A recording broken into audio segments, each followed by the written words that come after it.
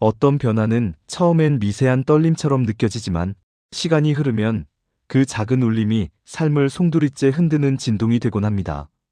사람들은 평소처럼 출근하고 뉴스에서 지나가는 숫자를 대수롭지 않게 넘기지만 실제 경제는 보이지 않는 곳에서 조용히 방향을 바꾸고 있었던 것이죠.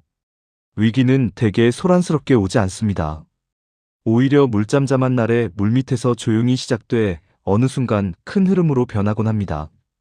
지금 세계가 풍기는 분위기도 그와 크게 다르지 않습니다. 각국의 경제 지표는 아직 버티는 듯 보이지만 안쪽에서는 소비 둔화와 고착된 금리, 쉽게 떨어지지 않는 물가가 서서히 힘을 빼고 있습니다. 교역의 속도도 줄며 투자 자금은 신중해졌고, 이런 조각들을 따로 보면 별일 아닌 것처럼 보이지만 함께 놓고 보면 분명 한 방향으로 향하고 있다는 느낌이죠. 오늘 우리가 이야기를 시작하는 이유가 바로 여기에 있습니다. 큰 충격이 보이지 않는다 해도 그 밑에서는 작은 균열이 조금씩 벌어지고 있기 때문입니다. 한국은 자원 부족, 수출 중심 구조, 인구 변화, 부채 문제까지 여러 약한 고리를 안고 있어서 세계 흐름이 변하면 가장 먼저 흔들리기 쉬운 나라입니다. 지금 같은 시기에 신호를 놓치면 나중엔 더 큰 파고를 마주하게 될 가능성이 높아지죠. 이제부터 천천히 그 흐름을 따라가 보겠습니다.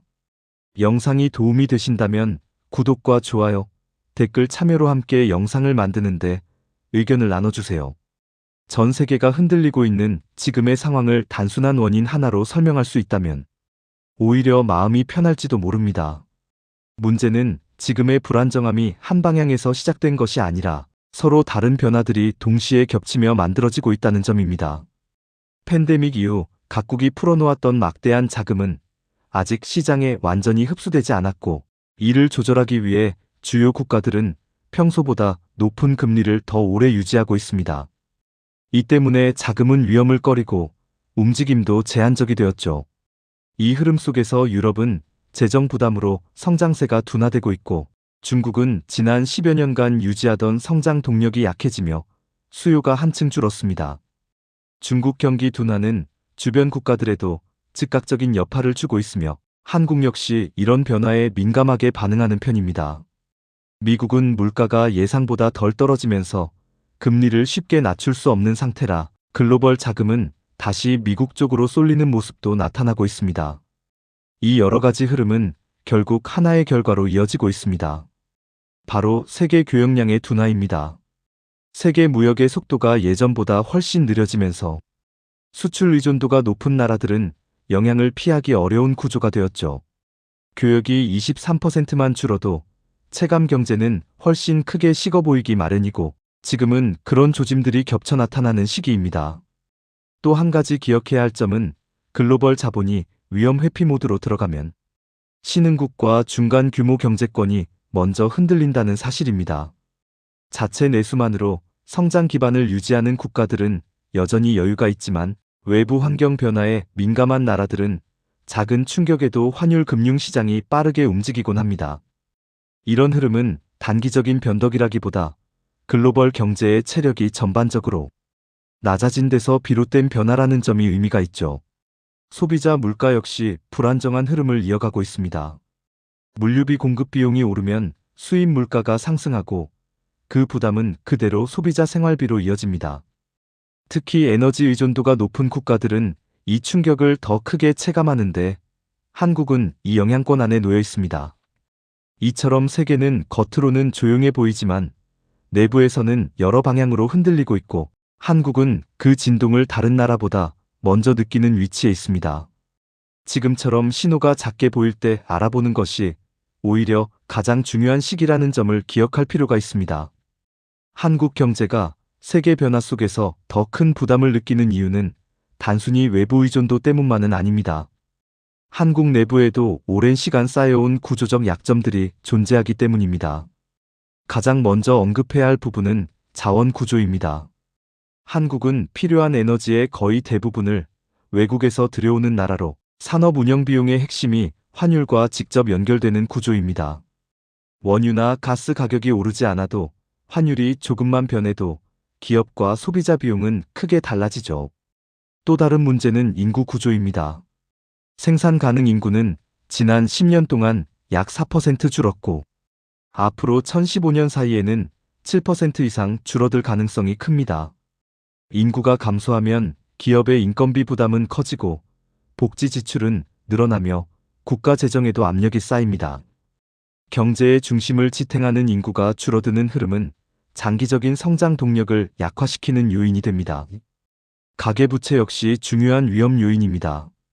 GDP 대비 약 78% 수준까지 오른 가계부채는 다른 선진국과 비교해도 높은 편이며 특히 변동금리 비중이 큰 것이 문제입니다. 금리가 지금보다 12%만 더 상승해도 부담이 크게 늘어날 가구들이 많습니다. 기업 부채와 정부 부채도 함께 늘어나며 경제 전체가 차입, 의존적 구조를 보이고 있다는 점도 주의할 부분입니다. 한국의 산업 구조도 외부 충격에 상대적으로 취약합니다. 사업 구조가 일부 핵심 산업에 집중되어 있다 보니 세계 경기 변화가 해당 산업을 흔들면 고용 투자 생산이 동시에 흔들리는 악순환이 일어날 가능성이 있죠. 겉으로는 안정적인 것처럼 보일 수 있지만 한국 경제는 여러 약한 고리가 서로 연결된 구조입니다. 위기는 보통 외부 충격만으로 오는 것이 아니라 내부의 약점과 외부 변화가 동시에 겹칠 때 발생한다는 점을 잊지 않는 것이 중요합니다. 한국이 세계 흐름 속에서 흔들릴 수밖에 없는 이유는 한두 가지가 아닙니다. 여러 구조적 요인이 얽혀 하나의 사슬처럼 움직이고 있기 때문이죠. 가장 결정적인 요인은 한국의 산업 구조가 환율 변화에 지나치게 민감하게 설계되어 있다는 점입니다. 한국 제조업의 국내 총생산 비중은 약 33% 남짓인데 이 산업 대부분이 외부에서 들여오는 재료를 기반으로 돌아갑니다. 원재료 자급률이 4%도 되지 않다 보니 환율이 100원만 움직여도 산업 전체의 비용이 즉각적으로 변하게 되는 구조이죠. 문제는 이 비용 상승이 단순히 기업만의 부담으로 끝나지 않는다는 점입니다. 제조업의 생산 비용은 유통과 서비스 가격에 그대로 전가되고 최종적으로 가계 소비에 큰 영향력을 미칩니다. 예를 들어 환율이 8% 오르면 일부 원자재의 수입 가격은 9에서 11%까지 움직이는 경우도 흔합니다. 한국은 식품 원재료의 약 74%를 외부에 의존하고 있기 때문에 외환 시장이 불안해질 때 가장 먼저 식료품 물가지수가 오르는 이유도 여기에 있습니다. 또한 한국의 인구 구조 변화는 경제 성장의 속도를 늦추는 가장 근본적인 요인입니다. 생산 가능 인구는 지난 10년 동안 약 4.5% 줄었고 앞으로 20년 동안 8% 이상 감소할 것으로 예상됩니다. 노동 공급이 줄어들면 기업의 인건비 상승 압력이 커지고 이는 다시 물가를 자극하는 요인이 됩니다. 반면 고령층은 빠르게 늘어나고 있어서 복지 지출은 더 빠르게 증가하는 중입니다. 세금을 내는 사람보다 혜택을 필요로 하는 사람이 더 많아지는 구조는 국가 재정에 장기적인 부담을 주죠. 가계부채 문제는 이미 오래전부터 지적되어 왔지만 최근에는 그 심각성이 더 커지고 있습니다. GDP 대비 가계부채 비율은 78%에 육박하는데 문제는 이 부채의 절반 이상이 변동금리라는 점입니다. 기준금리가 1에서 2%만 추가 상승하더라도 이자 부담이 연간 수십만 원씩 늘어나는 가구가 많아질 수 있습니다. 대출 만기를 연장하는 방식으로 버티는 가구도 적지 않아서 금리가 높아지는 시기에는 연체 위험이 증가하게 됩니다. 기업 부채도 빠르게 늘었습니다. 기업들의 평균 부채 비율은 112% 수준인데 금리가 지금보다 조금만 더 높아진다면 많은 중소기업이 이자 부담을 감당하지 못할 가능성이 있습니다. 여기에 정부 부채까지 확대되며 한국 경제 전체가 레버리지 기반으로 움직이는 모습이 짙어졌습니다. 레버리지 구조는 성장기에는 도움이 되지만 하락기에는 충격을 더 크게 키우는 특징이 있죠. 한국은 수출 의존도가 높기 때문에 글로벌 수요 둔화가 바로 체감되며 이는 다시 기업 투자 위축으로 이어집니다. 자동차, 반도체, 석유화학 등 주력 산업이 세계 시장의 변동성을 고스란히 받는 구조에서 환율까지 불안해지면 산업 전반이 동시에 흔들리는 상황에 노출될 가능성이 있습니다. 결국 여러 취약 요소들이 서로 연결되며 한국 경제의 방어력은 생각보다 낮아질 수 있다는 점입니다. 많은 분들은 환율이 오르면 해외여행 가기 비싸지겠네 정도로 생각하시지만 실제로 환율 급등이 가져오는 파장은 훨씬 깊고 더 넓게 퍼집니다. 원달러 환율이 1,500원에서 1,600원 사이로 고착되기 시작하면 한국의 경제 구조는 전혀 다른 단계의 스트레스를 받게 됩니다. 왜냐하면 한국이 필요로 하는 에너지와 원자재의 약 96%가 달러로 결제되기 때문이죠.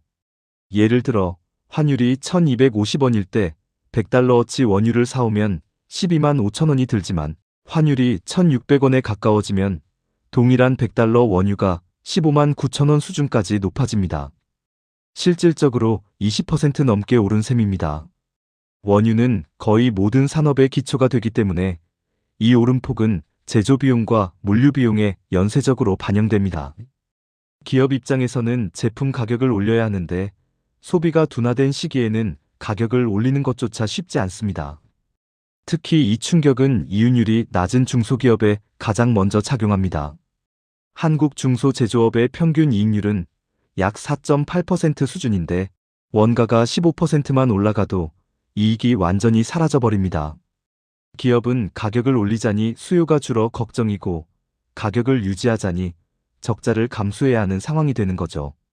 이런 상황이 6개월 이상 지속되면 버티지 못한 기업들이 하나둘 시장에서 사라지게 됩니다. 대기업은 사정이 조금 나아 보일 수 있지만 실제로는 대기업도 여러 압박을 동시에 겪습니다. 협력사들이 무너지면 생산 라인이 끊기고 조달 비용이 늘어나면 수익성이 떨어지며 금융시장의 금리까지 높아지면 이자, 부담이 큰 폭으로 증가하게 됩니다.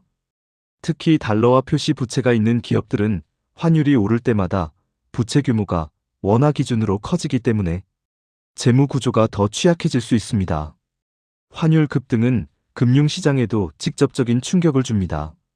외국인 투자자들은 환율이 불안해질 때 위험을 줄이기 위해 가장 먼저 신흥국 자산을 매도합니다. 한국 증시에서 외국인이 3%만 매도해도 환율은 하루 만에 2,030원씩 움직이는 날이 생길 수 있습니다. 그리고 이 흐름은 다시 환율을 더 올리는 요인이 되어 악순환을 만듭니다. 금융시장이 불안해지면 은행의 건전성도 흔들리기 시작합니다. 기업들이 이자를 감당하지 못해 부실이 늘어나면 은행은 대손 충당금을 더 쌓아야 하고 이는 다시 대출 축소로 이어집니다. 은행이 대출을 줄이면 멀쩡히 운영하던 기업도 운영자금을 구하지 못해 어려워지고 그런 상황이 반복되면 흑자 도산이 늘어나죠. 이 단계에서 사람들은 불안을 느끼기 시작하고 예금을 찾아두려는 움직임이 강해집니다. 은행은 예금의 10% 남짓만 현금으로 보관하기 때문에 많은 사람이 동시에 돈을 찾으러 오면 즉시 문제가 생기게 됩니다. 바로 뱅크런 현상이죠. 환율 급등이 단순한 외환시장 문제가 아니라 경제 전체를 흔드는 이유가 바로 여기에 있습니다. 1997년 한국이 겪었던 외환위기는 단순한 금융사건이 아니라 국가 시스템 전반이 흔들린 경험이었습니다. 당시 한국은 OECD에 가입하며 선진국 반열에 올라섰다고 자부했지만 그 이듬해에 맞이한 상황은 그 자부심을 뒤흔들고도 남을 만큼 급격했죠. 환율은 800원대에서 단기간에 2배 가까이 치솟았고 기업들은 연쇄적으로 부도에 몰렸습니다. 당시 외환 보유액은 빠르게 줄어들어 몇 주 버티기 어려운 수준까지 밀려났습니다. 한국 정부는 환율을 방어하기 위해 가지고 있던 달러를 시장에 풀었지만 외국인 투자자들의 자금 이탈 속도를 따라잡기 어려웠죠. 결국 외환이 바닥나며 환율은 단기간에 1,900원 가까이 치솟았습니다. 원화 가치는 반토막이 났고 한국 기업들은 해외에서 빌린 달러, 부채의 규모가 갑자기 40% 이상 커진 셈이 되었습니다. 환율 폭등은 곧 신용등급 강등으로 이어졌습니다.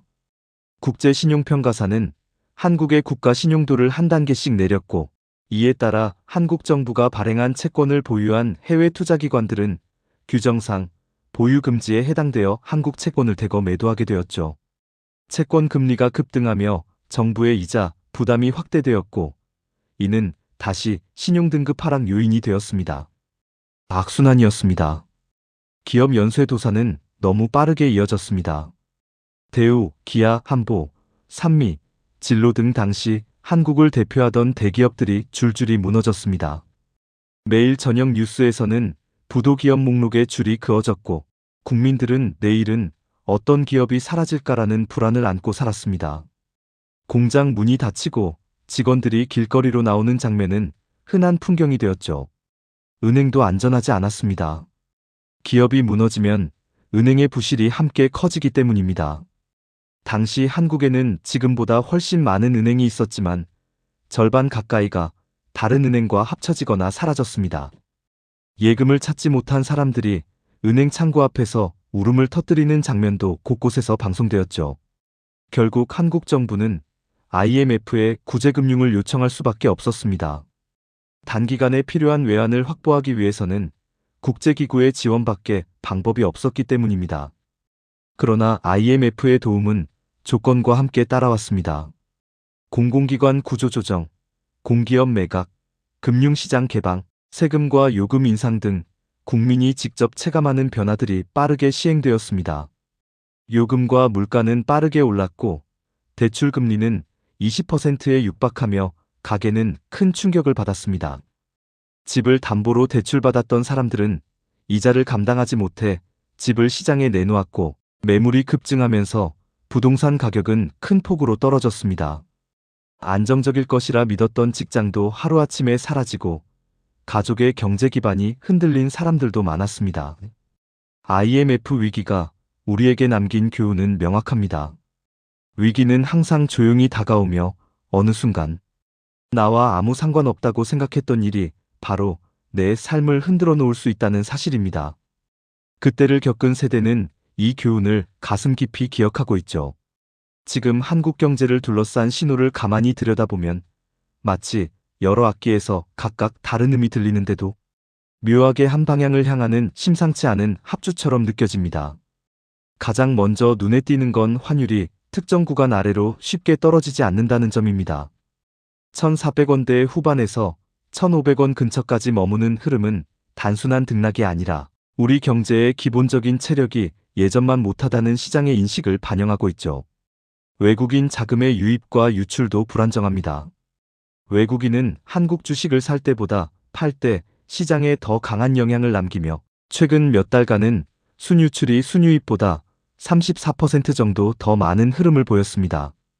그 말은 국제자금이 한국의 불확실성을 조금 더 높게 평가하고 있다는 뜻일지도 모릅니다. 무역 수지도 예전처럼 꾸준히 흑자를 내지 못하고 월별로 크게 흔들립니다. 특히 에너지 가격이 조금만 오르면 수입 규모가 커지면서 흑자 폭은 금세 줄어듭니다. 산업 구조상 어쩔 수 없는 부분이지만 지금 같은 변동성이 큰 시기에는 부담이 더 커질 수밖에 없습니다. 또한 국가 부채 증가 속도는 지난 5년 평균보다 약 4% 빠르게 증가하고 있습니다. 복지비용 확대와 경기 부양 지출이 늘어난 영향이죠. 여기에 부동산 PF 문제가 금융권을 흔들고 가계부채는 금리 부담과 함께 취약층 중심으로 연체율이 소폭 오르며 긴장을 더하고 있습니다. 겉으로는 아직 위기라고 부르기엔 이르다고 할 수 있겠지만 시장은 표면적인 말보다 실제 숫자를 먼저 봅니다. 이런 신호들이 동시에 움직일 때는 작은 충격에도 경제 전체가 예상보다 크게 흔들릴 수 있다는 사실이 중요합니다. 경제 문제는 대부분 먼저 기업을 흔들고 시간이 지나면 결국 가계의 장바구니까지 도달합니다. 지금처럼 물가가 쉽게 낮아지지 않고 환율은 높은 구간을 벗어나지 못하며 금리까지 오래 유지되는 상황에서는 개인이 체감하는 부담이 훨씬 더 커질 수밖에 없습니다. 가장 먼저 오는 변화는 돈의 가치가 이전보다 빠르게 줄어든다는 점입니다. 월급이 예전과 거의 비슷하게 유지되더라도 전기료, 교통, 비식료품 가격이 각각 512%가량 오르면 체감 소득은 자연스럽게 줄어들죠. 같은 금액으로 살 수 있는 물건의 종류가 줄어들고 저축할 여력도 줄어듭니다. 또한 대출이 있는 가구는 금리 부담을 더 크게 느끼게 됩니다. 변동금리 대출자는 기준금리가 조금만 올라가도 이자 비용이 연간 수십만 원, 많게는 100만 원 가까이 늘어날 수 있습니다. 집을 가진 사람도 전세 자금을 마련한 사람도 모두 영향을 받죠. 생활 필수품 대부분이 수입 의존 비중이 높은 탓에 환율 상승은 곧바로 생활물가 상승으로 연결됩니다. 의약품, 식료품, 에너지 가격이 빨라진 속도로 변합니다. 많은 분들이 월급은 그대로인데 씀씀이가 왜 이렇게 커졌지? 라고 느끼는 이유도 여기에 있습니다. 이런 변화는 일상의 작은 습관부터 흔들어 놓습니다. 예전엔 당연하던 지출을 다시 따져보게 되고 외식 빈도도 줄어들며 미래에 대한 불안감이 커집니다. 경제 위기란 결국 숫자의 문제가 아니라 개인의 삶 전체를 조용히 바꿔버리는 현상이라는 점을 다시 느끼게 되는 순간이죠. 위기가 깊어지면 모두가 같은 선택을 하는 것처럼 보이지만 실제로는 완전히 다른 두 갈래의 길이 만들어집니다. 한쪽은 불안 때문에 멈추고 다른 한쪽은 흐름을 읽고 대비하며 다음 기회를 준비하죠. 경제가 흔들릴 때 가장 중요한 일은 누구보다 먼저 자신의 자산 구조를 점검하는 것입니다. 지출을 한번 정리하고 대출이 있다면 금리 변동에 휘둘리지 않도록 고정금리나 상환 계획을 조절하는 것만으로도 위기 때 받을 충격을 크게 줄일 수 있습니다. 그리고 많은 분들이 간과하는 부분이 바로 현금의 역할입니다. 시장이 흔들릴수록 현금은 숨 쉴 공간을 만들어주는 역할을 하죠. 주식이든 부동산이든 모든 가격이 내려갈 때 준비된 사람들은 그 시점을 다음 단계로 나아가는 발판으로 삼습니다. 위기 때 가격이 급락한 자산들은 이후 회복될 때 더 큰 폭으로 움직이기도 하니까요. 물론 무리해서 뛰어들 필요는 없지만 시장이 공포를 느끼는 구간에서 준비된 사람만이 다음 사이클의 보상을 얻어왔다는 사실은 역사적으로 여러 번 반복됐습니다. 결국 기회를 잡는 사람들은 특별한 능력이 있는 것이 아니라 누구보다 먼저 대비하고 흔들릴 때도 계획을 지키는 사람들입니다. 불확실성이 커질수록 준비의 차이가 결과의 차이로 이어지죠. 경제 흐름이 혼란스러울수록 마음 한편에 여유를 남겨두는 것, 그것이 위기 속에서 자신을 지키는 가장 현실적인 전략입니다. 오늘 이야기에서 느끼신 점이 있다면 구독과 좋아요는 큰 힘이 됩니다. 여러분의 의견이나 경험도 댓글로 남겨주시면 다음 영상 준비에 큰 도움이 됩니다. 우리는 함께 이 흐름을 지켜보고 변화 속에서 길을 찾아갈 수 있습니다. 다음 영상에서 다시 뵙겠습니다.